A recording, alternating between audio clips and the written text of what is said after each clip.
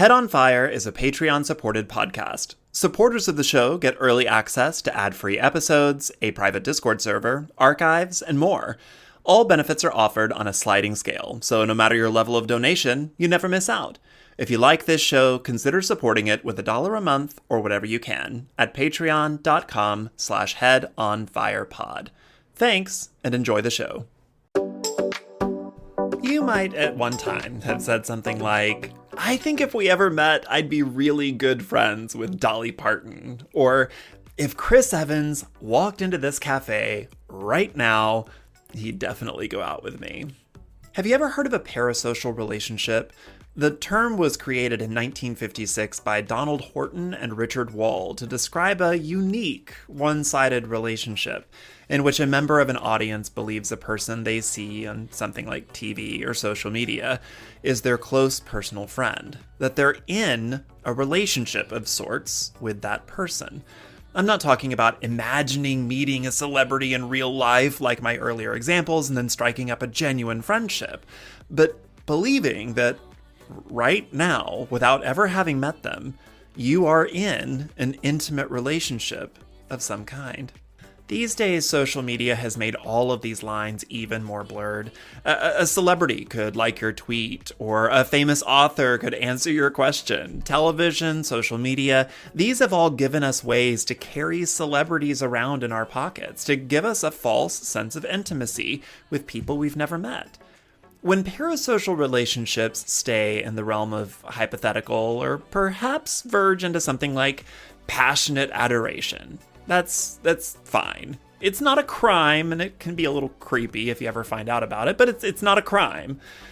But some people take it way too far. They believe celebrities, influencers, authors, actors owe them something.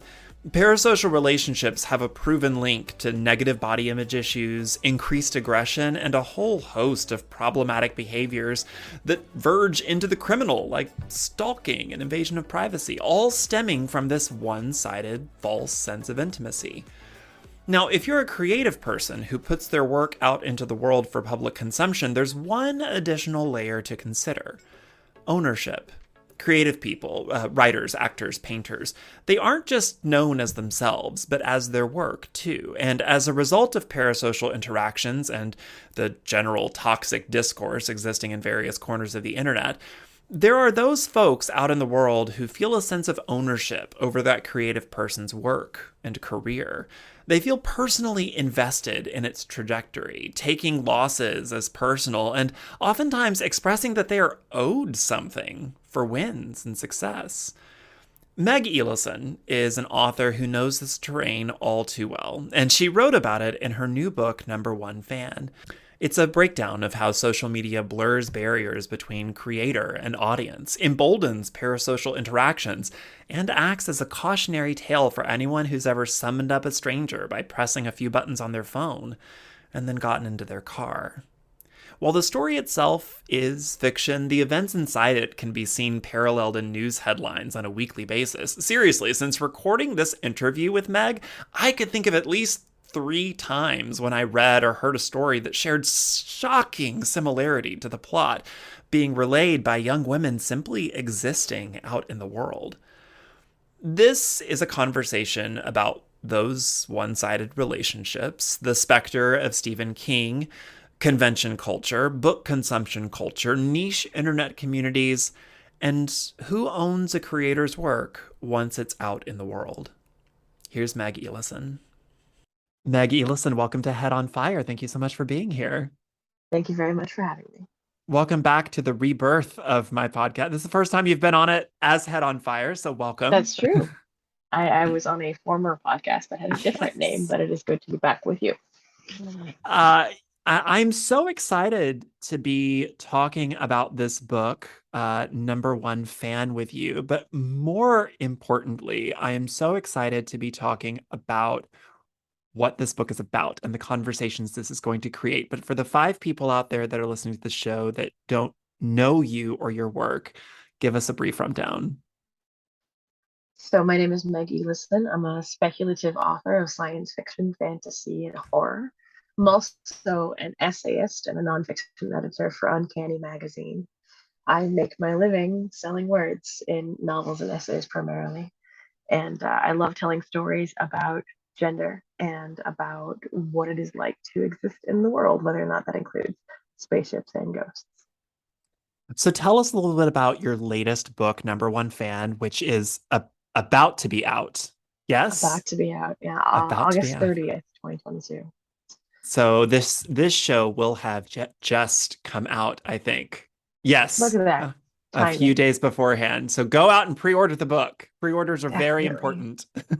the most important, yeah. So I used to live in the San Francisco Bay Area, and I went out one night and had a few too many drinks, as one does, and I realized I needed to get home. So I called a rideshare app, in my phone, Mhm. and had a car come for me. And I remember the city sliding by. I remember the lights of the bridge, and then I remember nothing else. Mm. And I woke up because the rideshare driver was reaching back from the front seat and shaking my knee very gently. But they had been trying to wake me for a couple of minutes, and I hadn't woken up. And when I finally came to, they were like, "You're home." And I was home, and that was good.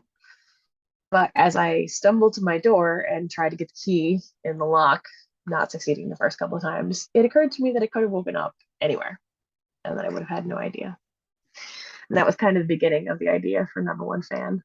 So it was a combination of that and thinking about how much fandom has changed, how much parasocial behavior has changed since Stephen King's Misery came out in the early 80s, and how differently creators are viewed by fans now than was the case then. And the idea was just too delicious to let go. It is a very delicious idea. I've had an opportunity to read the book. It is probably the fastest read that I've had in years. You have a way of forcing me to turn the page, sometimes against my will, that I am very envious of. I hate you a little bit. But I'm glad that you kind of invoked the name of Stephen King and Misery because I feel like a certain segment of internet book consumption culture is going to say the words Stephen King and misery a lot in relation to this book. There's going to be It's comparisons. unavoidable. Yeah. Sure, sure. But in my opinion, after having read the book, Number One Fan has about as much in common with Misery as the Sandra Bullock movie The Lost City has in common with Misery, in Yeah. that they are both about authors who are kidnapped against their will because the person kidnapping them has an agenda. Yeah. Um, There's a really great movie from the 80s called The King of Comedy that has a very mhm. similar storyline. Like creator is kidnapped by crazed fan is by no means unique to Stephen King. How, so I know this is going to come up a lot. How does this specific instance differ from Misery? Why are I hate to ask the question this way, but I just know that people are going to say these words too often, and I want to address it directly. How is Number One Fan and Misery, how are they different? How are they similar? And why are we telling this story now in 2022 in this way? I'm a huge Stephen King fan. He is a great influence on how I write and how I view stories. I grew up reading him like a lot of Americans did. So I can't deny that misery was in my head when I was writing this. So here are some things about misery. Misery is dependent upon a particular set of gender politics where it is humiliating for a man to be physically dependent on a woman, where it is unusual that Annie Wilkes is so physically large and strong for a woman. And there's kind of a warped sense of motherhood. Like she becomes the monster mother, the terrible mother to Paul Sheldon, the author, who is completely dependent on her. There is a great deal of gore in Misery that is not replicated in my book, although there are plenty of bad things that happen. And the central issue of the parasocial relationship is different. So in their time, the relationship between Annie Wilkes and Paul Sheldon is marked immediately as that's too much, that's crazy, that's beyond the pale. Mhm. In our time, where people literally make a living running accounts that repost content from their favorite celebrity, or when people are watching their celebrities' FAA trackers in real time to see where their private plane is going, or when they are obsessively tracking anything that their favorite celebrity wears or markets or accidentally has in the background of a TikTok video, it's a whole different animal. And it engenders a different sense of entitlement and ownership between writers and fans. And that line is often very blurry. So, number one fan takes place in a different universe than Misery, as much as it may owe Misery for inspiration. The two are not occurring in the same time. There is a pretty clear discussion on the page about ownership of work, the online book community, convention life. Um, why was this ground that you wanted to cover on the page? Mostly, I feel like so many authors these days are terrified of upsetting book reviewers, terrified of saying that maybe the way that we consume books or discuss books itself, that discussion is problematic, even though I'm not sure the word problematic is the right word there, but is harmful in some ways, both to people that like books and people that want to write books. That the way that we are currently consuming books is not great all around. People tend to shy away from those topics because we don't want to make the reviewers mad. We don't want to make the Right. online social media discourse. We don't want to be the main character in that discourse. It's the worst Uh, thing that can happen to you. Yeah.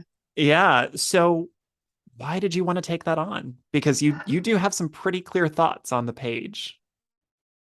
The pandemic aside, I've spent the last several years on the road promoting my books, doing conventions, doing bookstore events, doing live readings and panels, and pretty much every engagement people ask me to go to, I will go to.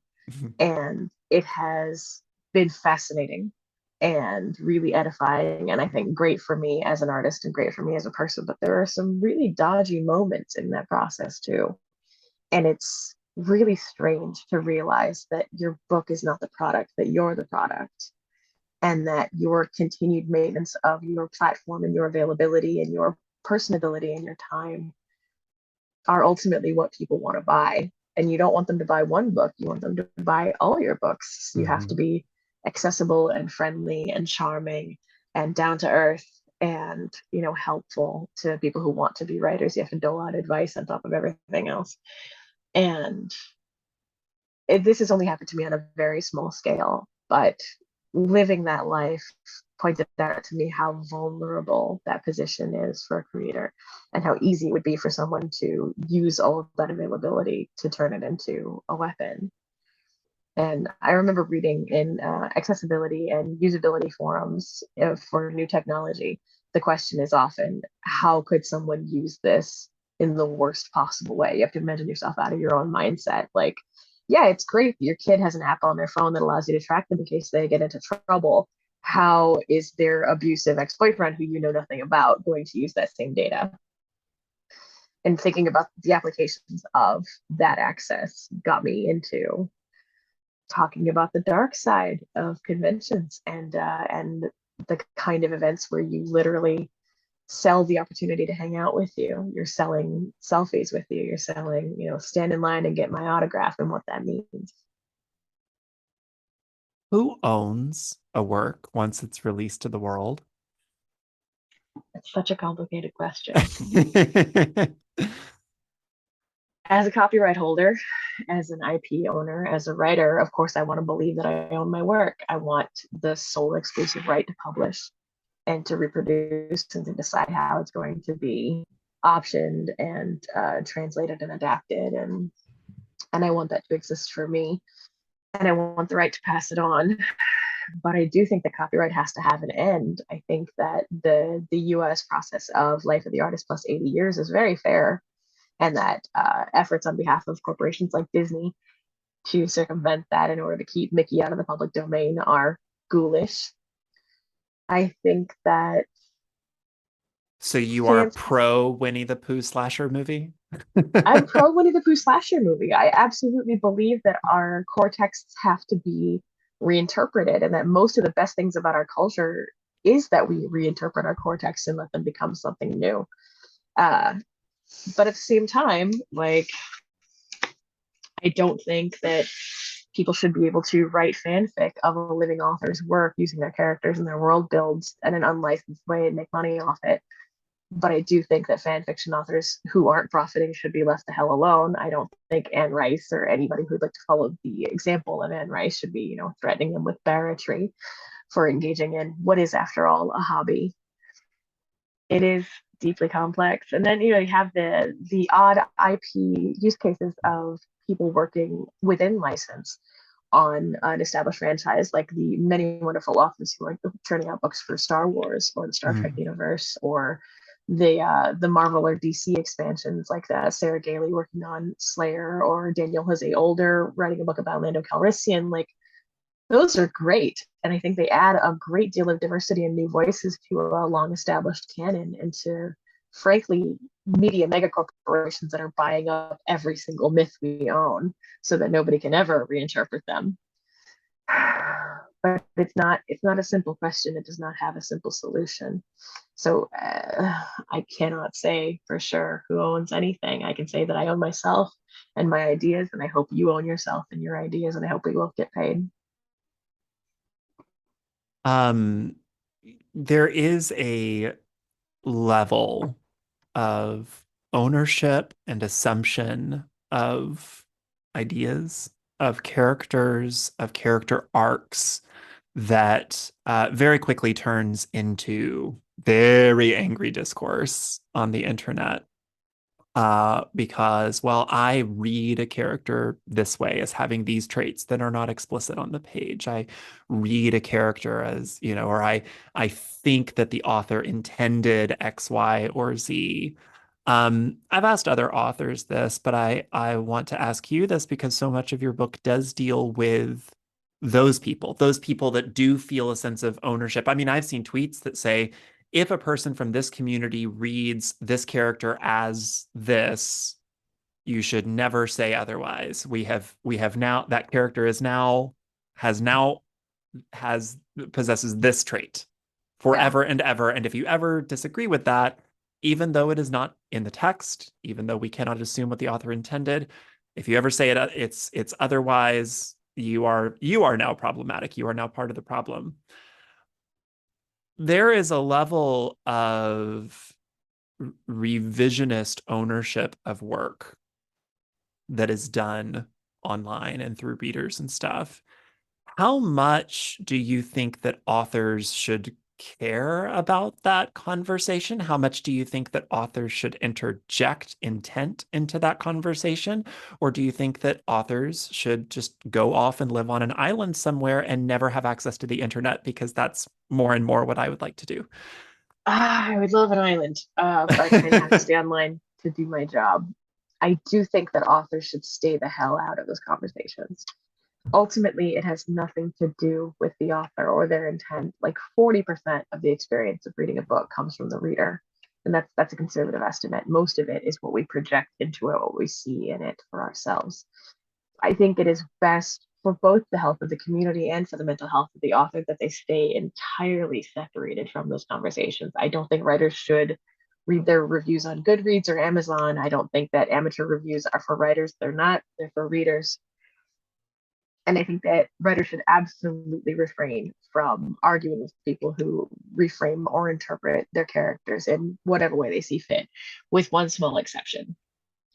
I think that if readers are reframing or claiming your work to promote fascism or, murder, you know what? There's a great example. The song "Tomorrow Belongs to Me" by I want to say it's Hamlish. It's in Cabaret. It's in Cabaret.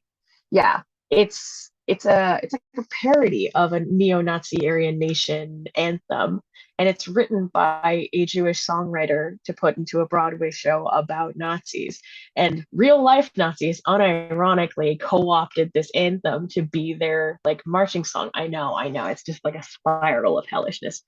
And the songwriter is no longer alive, but his heirs, his children, pointed out. He's like, this is my father making fun of you. This is my father making sport of how ridiculous your movement was. And every time you sing this, you need to remember that you are using a Jewish man's art, and more than likely putting money in a Jewish man's pocket if you're like playing it on Spotify or whatever.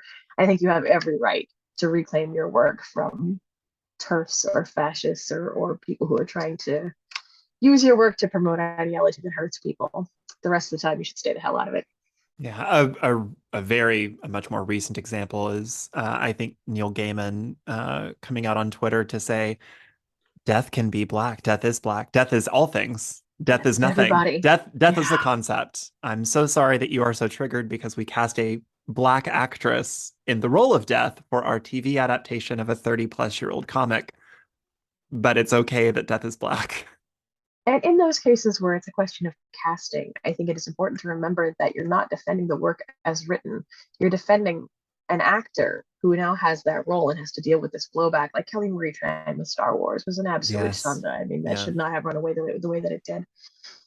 So defending those people who take on those roles, who have every right to play those roles and have won them through their talent, is also a necessary step. For the most part, as a writer, uh, you're not defending another person. You're just arguing about the legitimacy of your work and how you'd like it to be seen, and that's not your job. Talking about ownership of work, in many niche communities, plagiarism and copyright infringement is rampant.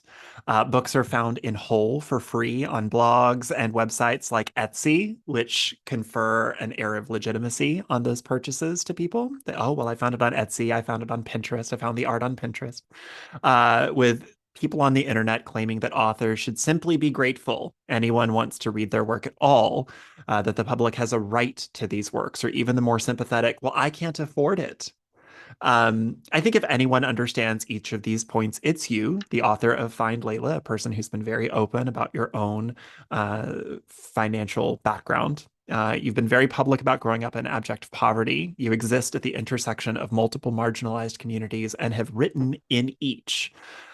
Do you sympathize with the arguments for obtaining free work? And how do you protect your work without becoming bitter against internet book consumption culture?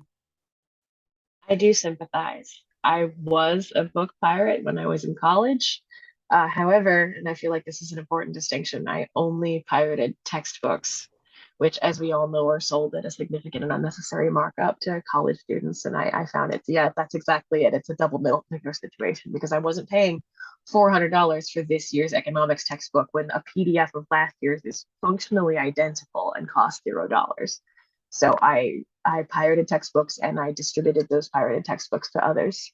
That's my Oh, sin. yeah, I remember one person would buy the textbook and they would cut the binding off and take it over to Xerox and then they would sell Make those copies. copies. Yeah, Yeah, for everybody like gets a 20 bucks $25 each or per copy. something. Yeah, I would show up the first day in class and be like, this thumb drive contains the textbook. Who would like it on their laptop? And there you that go. was my job. Yeah. But I was a poor, struggling community college student with many thousands of dollars worth of textbooks that I was required to buy in order to earn a degree so that I could live, which is different. You're not gonna fail your classes and fail to get a job because you can't get, a quart of thorns and roses. So, the argument of affordability. First of all, artists don't owe you affordability. And second of all, libraries exist. Libraries exist in every community and are free to use. Libraries offer books in audio format, in large print format, in braille format, and books that are not currently available in your local library can be interlibrary loaned to you for free or for very cheap. So I love library users. I know for a fact that they produce lots of reviews, and I know that they keep my books in circulation. And I will die grateful for the work of librarians and for people who use libraries. And that costs $0. I don't take direct action against book pirates because, and this is an important thing to know as a writer, it is also not my job. Many things are not my job. It's my publisher's job to defend my copyright and to defend their right to print and distribute the book.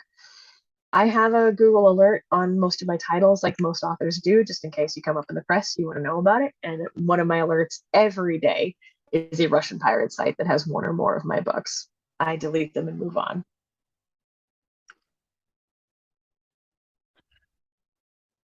I I struggle with that because I know in niche communities, especially niche spiritual communities, a lot of people they don't want to have the conversation of class. They don't want to make it about money. They want to make it about access to knowledge, access to information. In the nonfiction world, I've written a nonfiction book. In the nonfiction world, there is, well, the people are owed access to this knowledge. And the conversation then sounds like it's a different conversation. Do you think that that's a different conversation, or is it the same conversation dressed up in uh Morality. I performative, mean, yeah, yeah, performative morality? it is essentially a moral question. I do think that at its core, there is an argument about people's right to information. I think people have a right to accurate information about the news. I think, journalism needs to be supported and the news should be available for free. I think you have the right to accurate information about what's in your drinking water and, stuff you need to survive. And then there's the question about the information contained in patents, like the patent for insulin was given away and should not be available to be profited on. And yet here we are. And yeah, access to that information saves lives and it matters. No one needs to read a nonfiction book about witchcraft in order to keep them from dying. That the idea that you are entitled to information that is not wholly necessary to your existence is a little bit more difficult to prove. That's just, I deserve access to the things that I want, not the things that I need to survive, not the things that are owed to me by dint of my human rights. That's Well, faith for and you doing, you you bring up a good point. There's access to information. You can freely Google what are the dates of the Salem witch trials. totally What you shouldn't be able to freely get is someone's deep dive in-depth research research, right? exactly into, okay, well, what was the economic impact of the Little Ice Age in the late 1600s, and that kind of thing. And how does that then impact the Salem witch trials, and what can we what information can we glean from that? There's a different story. You shouldn't have free access to somebody else's labor. That's it. It's the question of your labor. It's not, and journalism is labor and medical research is labor, Hmm. and there are complicated questions about how whether the state has a moral obligation to obtain those things or to finance them through tax collection. But the privately produced labor of your neighbors, not yours.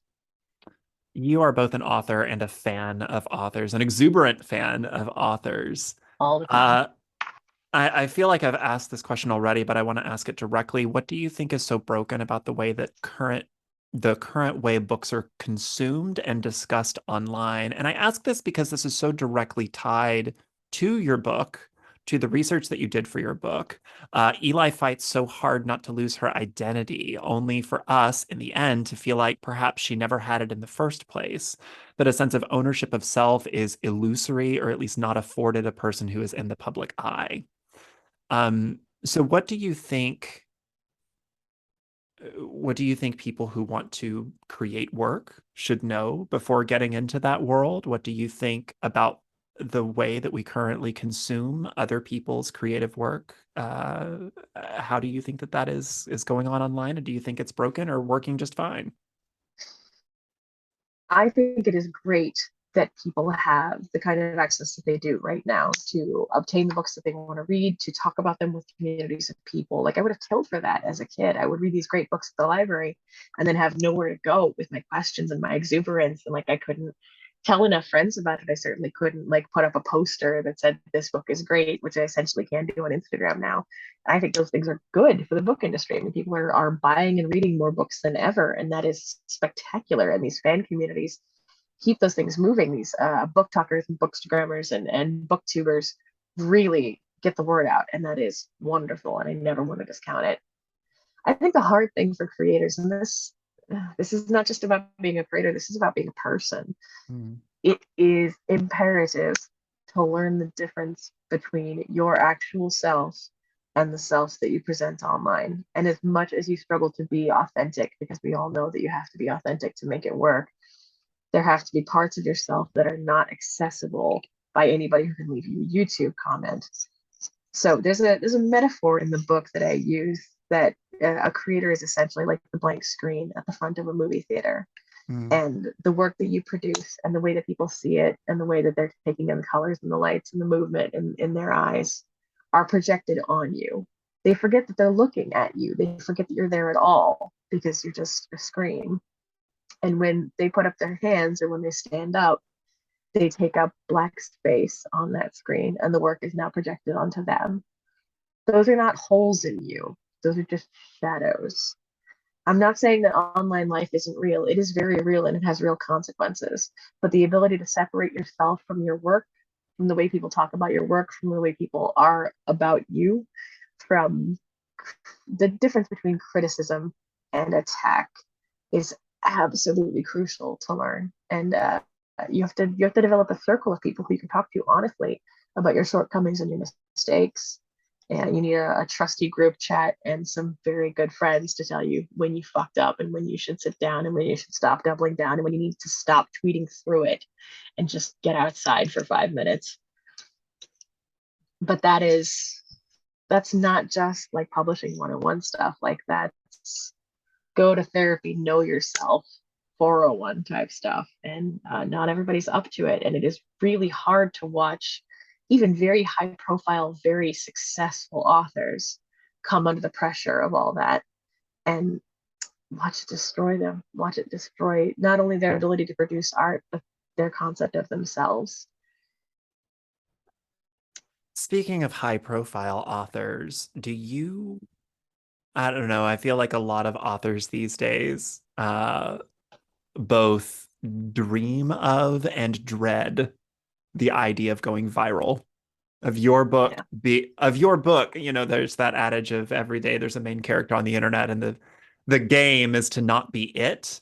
But every now and then there's a book that becomes the main character of Book Talk and Bookstagram and all of that. And sometimes that's great. You get a Madeline Miller that 10 years after publishing The Song of Achilles, very rightfully finally gets her due, and a beautiful Mhm. book is finally given the audience that it deserved, and then Cersei goes on and so forth.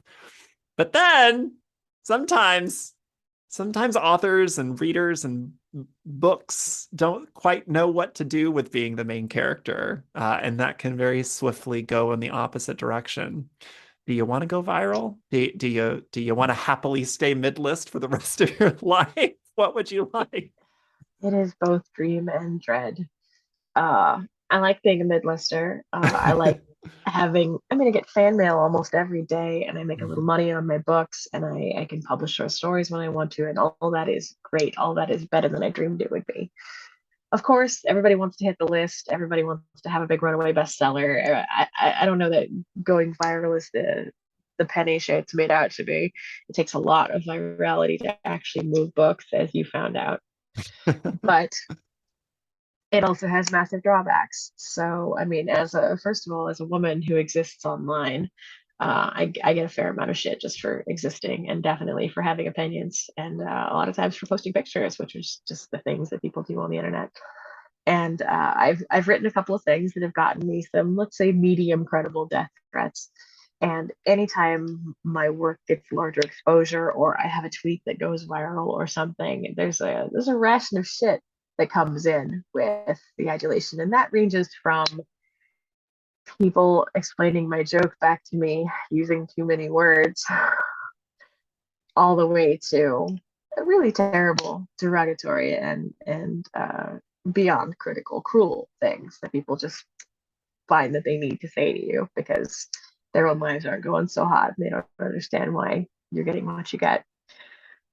It is not great to go viral. It is overwhelming and it brings you into contact with people who have no context and no frame of reference for you and have no reason to show you kindness. And that is unpleasant to say the least. So, writing a book is a huge work of art. It is a huge act of vulnerability and self expression. And the more people who see it, the less sympathetic the reaction is going to be. So it is comfortable to be a mid-lister and be like, I have fans and my fans read me and they already love me. It's safe. And but you can't help but wonder, like, if I had a bigger platform, could I be more famous? Would more people like me? And that's where the monkey's paw comes in. So I guess I'm gonna keep dreaming of it and keep dreading it, and I won't know until I'm there. But I look up. I really admire authors who are able to deal with a larger stardom than what I have and stay secure in themselves and stay alert and aware and know when they need to log off. You know what's interesting is that even then, when authors are able to sort of organically reach a bigger level, they're still only talking most of the time to their audience. They're not talking to the general public. It's And you can't. it's only whenever we end up going the kind of viral that people outside of your typical your typical audience find you. That's when Right. it becomes really bad. When a comic writer who typically talks to people about comic books and comic book characters and comic book canon suddenly has a tweet of theirs find political Twitter or something like that. It's like, wait, no. We're all having very different conversations and Very different trying to conversations. unwind all of that.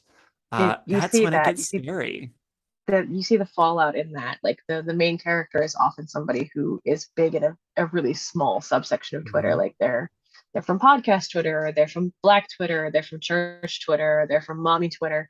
And when they cross over into communities that aren't as aware of the norms and don't necessarily know what they were going for, it gets real ugly. Yeah, I've had tweets about white supremacy and niche spiritual communities go viral and end up getting on like Russian news channels and What? then like death threats from like it's Yeah. bizarre and it's like why do you all even care what I say? I Remember, don't. you're the screen. You're the screen, and they're just seeing what's projected on you. It's super weird. So because you're the screen and people just see what's projected onto you, how did you divorce yourself from your main character, Eli Gray? Because I've gotten to know you a little bit over the years, and it does feel very Meg heavy in Eli. I How think did that you Eli, how did you step back? I think that Eli is a much sadder version of me. Yes. Eli's a person who follows some of my worst tendencies towards self-isolation. Mm, So one of the main problems in the book is that she wakes up in the basement of her number one fan and she doesn't have a girlfriend and she doesn't have close friends and she's not close to her family. And she knows that she could be missing for several days before anybody really knows that she's gone. mhm. And that is terrifying because all you really have is the knowledge that somebody on the outside will raise the alarm. So her best hope in the world is her assistant, Joe, who is one of my favorite characters of all time. So I have a large social circle. I have several close friends, several partners, and a huge number of people who realize that if I have been off Twitter for 24 hours, I'm probably dead. So I was thinking about what it would be like to have that kind of dreadful success that you were talking about. Like Eli is a runaway bestseller and has an enormous addressable audience and almost no one close to her, which is the opposite of what I have. I have a small addressable audience and a lot of people close to me.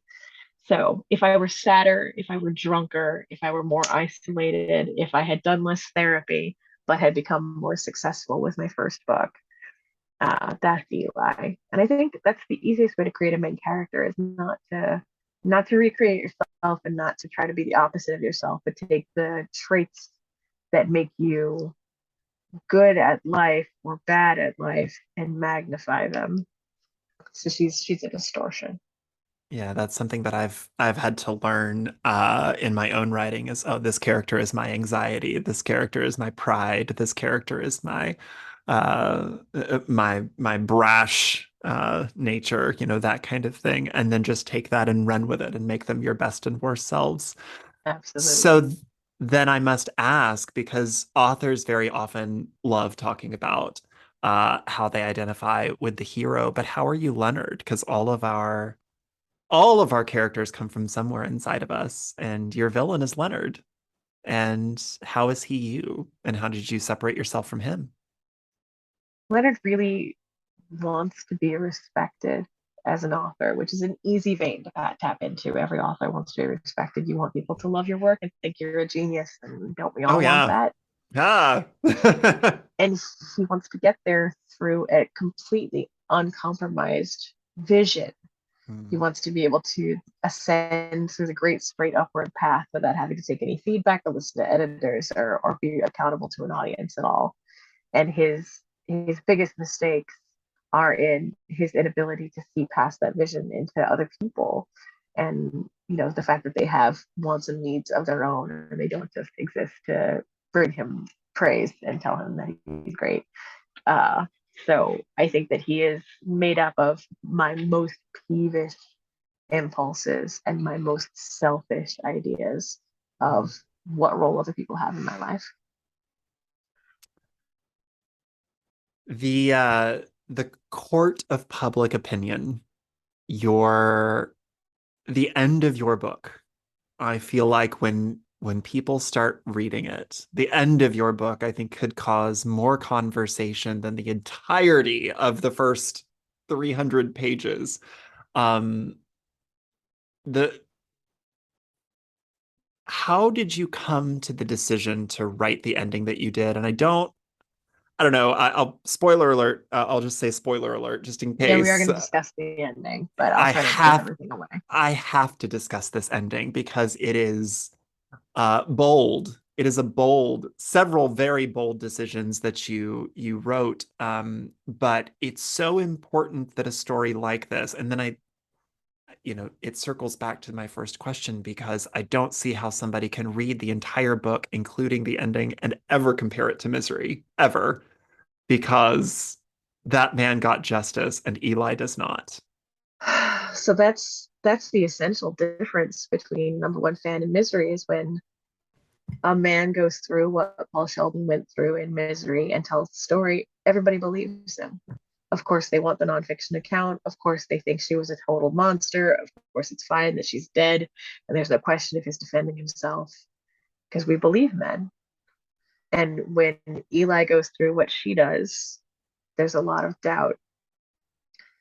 And I find that there's a real disconnect between fiction that tells us how cops deal with things like sexual assault and reality. And anybody who has had to report sexual assault to the cops or be cross-examined by a DA or go through the exams that you're administered after sexual assault knows that the system is not kind or caring or concerned with justice in the slightest.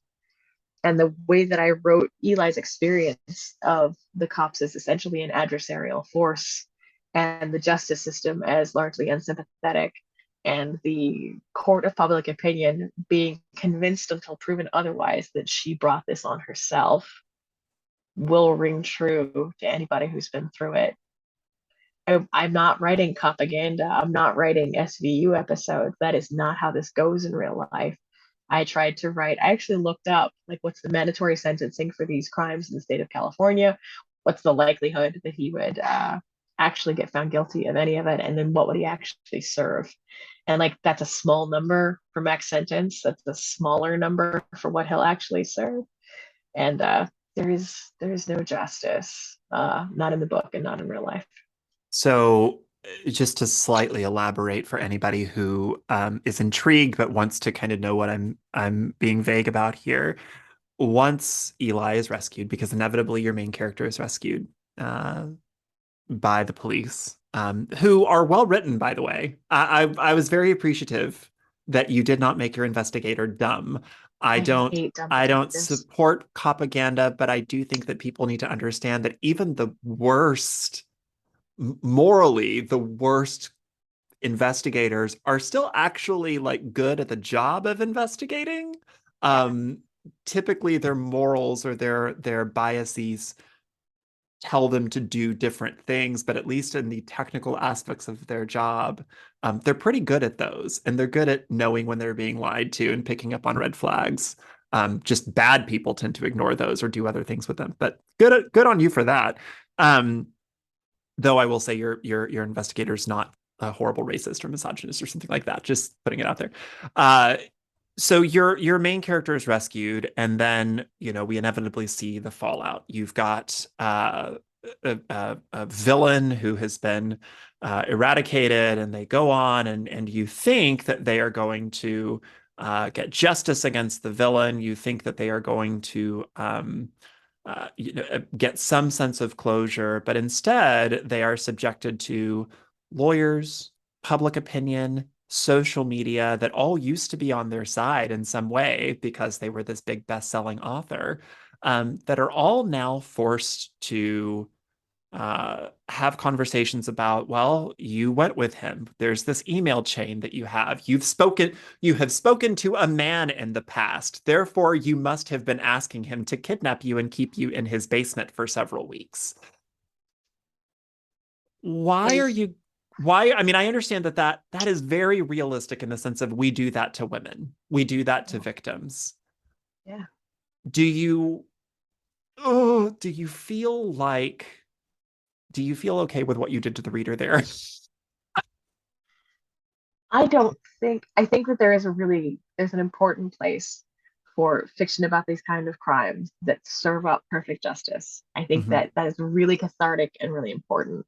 I think that people watching Olivia Benson put rapists in jail is super helpful to somebody who's on a healing journey and be like, ah, yes, that can happen, and it can. But I can't think of a lot of stories where it shakes out like mine does, Mm-mm. where we talk about how humiliating that process is and how even if you get justice and your assailant ends up in jail, you don't really get peace from that. And you certainly don't retrieve your reputation. You don't escape what people project onto you again as a victim. And it was long after Number One Fan was finished, but I was pretty physically ill watching Amber Heard get torn apart in the press because nobody believed her. And Mhm. uh and I think I've just been served over and over in my life, example after example of how much we hate and mistrust women. And that is true from at any level of celebrity. You can be a movie star, you can be the Secretary of State, and in the end it doesn't matter because everything you say is a lie and everything that happens to you is something you deserve. And even when Amber Heard's an interesting example because the moment that a man is accused of something, there's the immediate assumption that there is innocent until proven guilty. There's a benefit of the doubt. There's got to be The an weight of destroying explanation. his life. Yeah. Right. Yeah. The minute that a woman is accused of something, or the minute that a woman accuses a man of something, suddenly It's on there her. has to be a reason. There Yeah. has to be a reason why he did that to her. Even if the facts of the case are incontrovertible, there has to be a reason. I mean, you had to have wanted him to pull your fingernails out, right? This had to be a sex thing, right? Absolutely. Yeah. It's just a kinky sex thing. Yeah. And that's, I mean, that's all taken from life. That's all taken from real trials. That's all taken from real transcripts. Like it has been employed many times in sexual assault trials. Well, did you ever ask him to choke you? Well, did you ever ask him to hit you? Well, how is he to know that this was not a funny game? Yeah. How long have you been wanting to kill somebody with a pen? My whole Because life. you have your main character who is an author, very much do the pen is mightier than the sword. I And couldn't you help it. I couldn't resist. I am a fountain pen person. I'm I, fiddling with one as we speak. And I've injured myself with them in any number of ways. And it's a really beautiful way to be wounded. Like you can absolutely cut yourself and be covered in emerald green ink. So I loved the spectacle of it, and I loved the idea of using a writer's tools to exact revenge. So couldn't help myself. yeah. There are not a lot of laugh out loud moments in Number One Fan, but when I got to that part, I was like, wait, she's not about to. She's not about, and then you did. And then you did repeatedly. And it was I I very much hope that this gets turned into a movie or a series, something, limited series, Maybe, something, because I just want maybe. to see that scene. I want to see Eli stab him with the pen. I do. I do. I think this would, for anybody who's listening, this would make an excellent adaptation to film, and it's a, for the most part, a tight two-hander that you could shoot in a single location. I'm saying, just saying. Um, where do you go from here? What are you writing next? What's next for Meg Elison? I am working on a horror novel about how Another gentrified evil. one. Look at Yeah, you. I love horror. I love horror. And I hate dentists. And I would like to do for dentists what it did for party clowns. So that is in you progress you right think now. dentists just have too sparkling of a reputation? Yeah, I mean, obviously, I'm picking a beloved character that everybody can't get enough of. I mean, who doesn't want to go see the dentist, right? Yeah, they're so easy to write about. I have concerns that I will not get any further dental work after this book comes out, but it's worth it. It's worth it.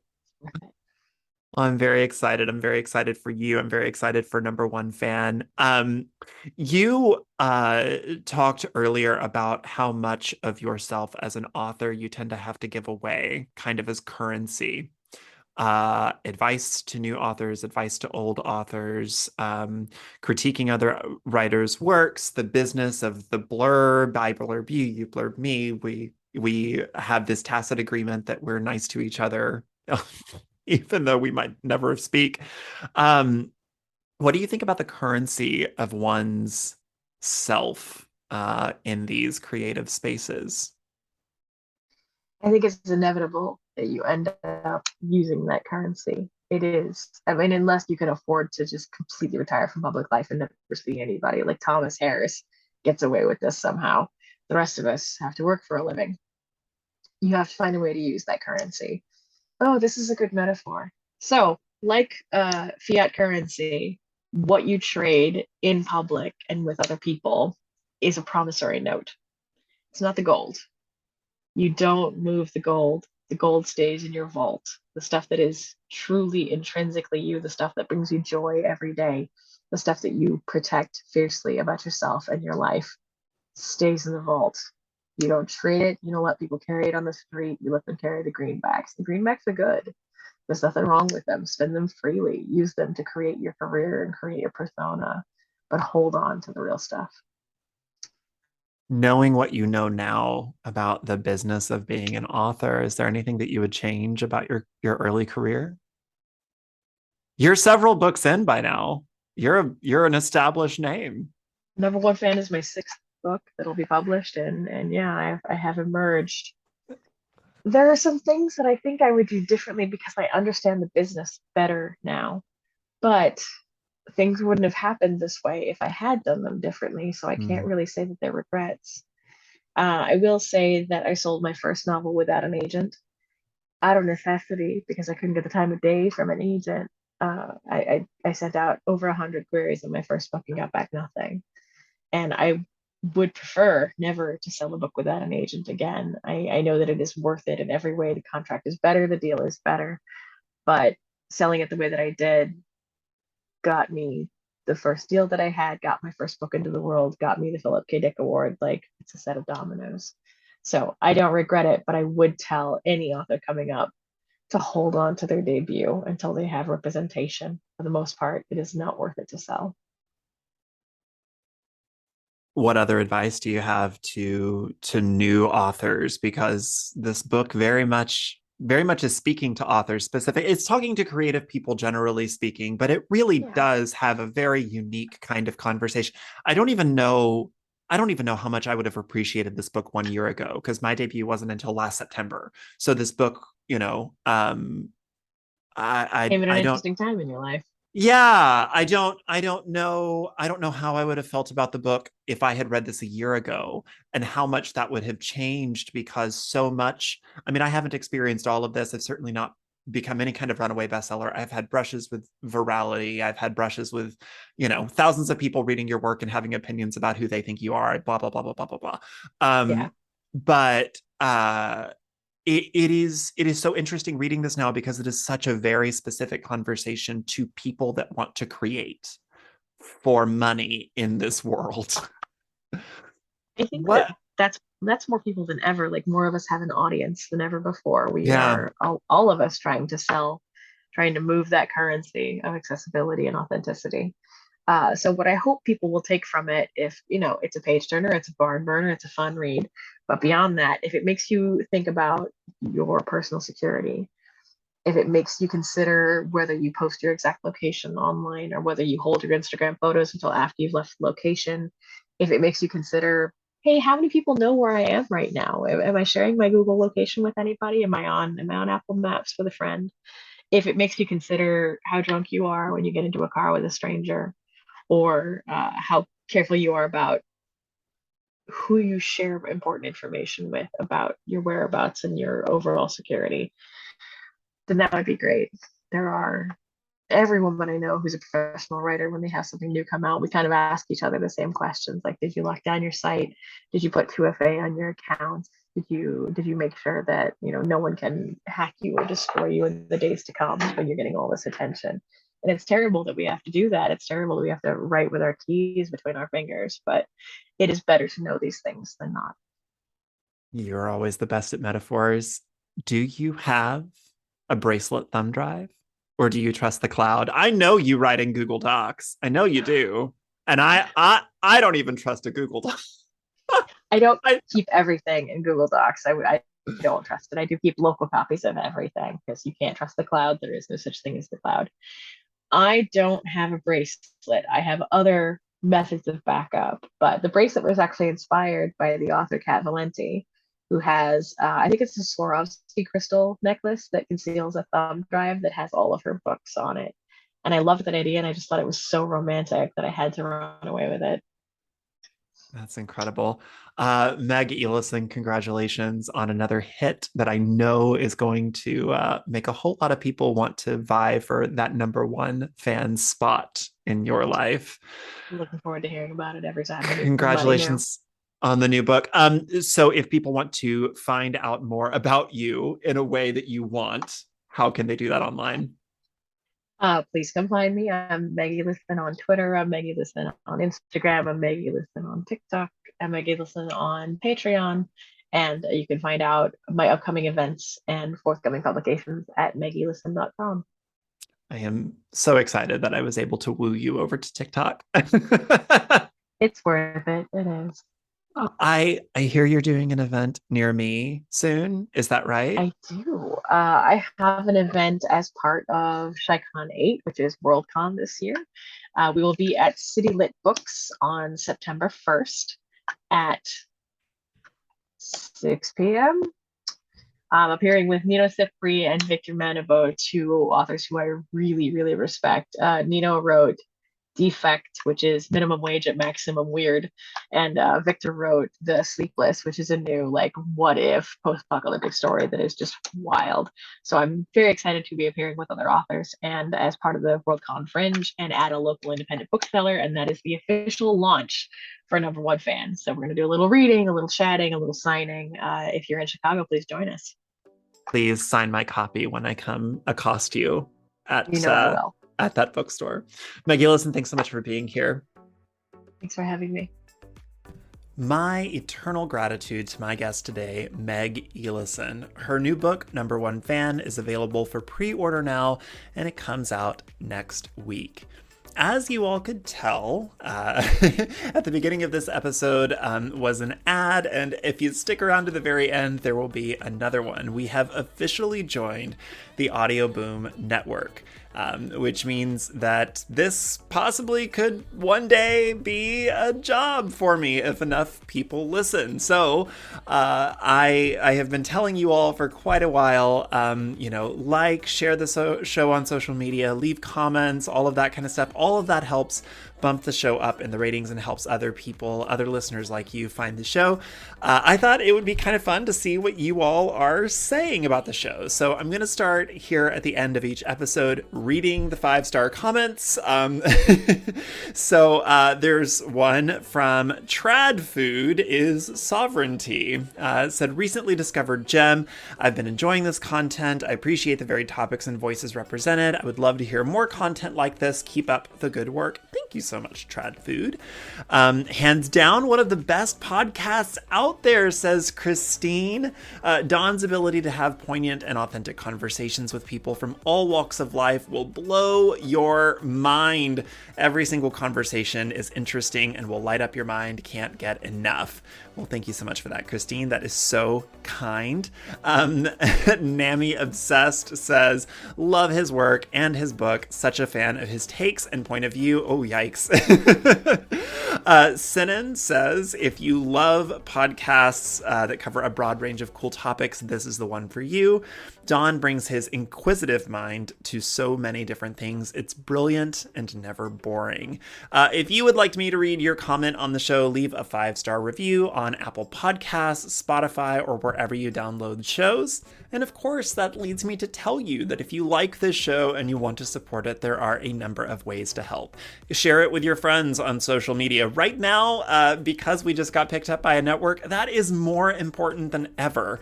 Tag a friend, share your favorite episode, share this interview with at least one other person. Really getting ears into the feed is more important than ever because it helps drive the success of the show and helps kind of prove to the network why they picked up the show. So the more people that listen, the better of a chance the show has of succeeding. You can also like or rate the show 5 stars on Apple Podcasts, Spotify, and while you're there, leave a review. Reviews help recommend the show to other listeners like you, and I will now read all of your 5-star comments here on this show. So, if you've got something weird and funny to say, I will say it. I will take requests. If you want me to say it in a funny voice, leave a 5-star review. I'll say it in a funny voice. If you hate ads, consider joining my Patreon on a monthly basis. Patrons receive ad-free audio and video content, as well as archived episodes, a private Discord server, and plenty of other special extras. Right now we're deciding, so obviously book club was kind of a bust because people just can't keep up with an extra book a month, and I totally get it because I am very busy and can't always prioritize book club books either. So we kind of made the collective Patreon decision that we want to do some kind of spontaneous, fun monthly event. Right now we're deciding between something like D&D or maybe like a movie rewatch thing. I don't know. So we're trying to decide that. Come talk with us over on our Discord. You can sign up at patreon.com/headonfirepod. If you are feeling very parasocial and you would like to connect with me on social media, I am at headonfirepod on Twitter, Instagram, TikTok, and I'm sure other forms of social media that will happen that I do not know about yet. I've heard of a new thing called Real something. I don't know what it is yet, and I'm scared of something new, but I might try it if you guys are there. Anyways, thank you all so much for tuning in and downloading the show. Thanks for continuing to share it, and thank you Audio Boom for taking a chance on Head on Fire. I'm gonna go, but I want to remind you that social media is fake, except for all the parts that aren't. Take care of yourself out there.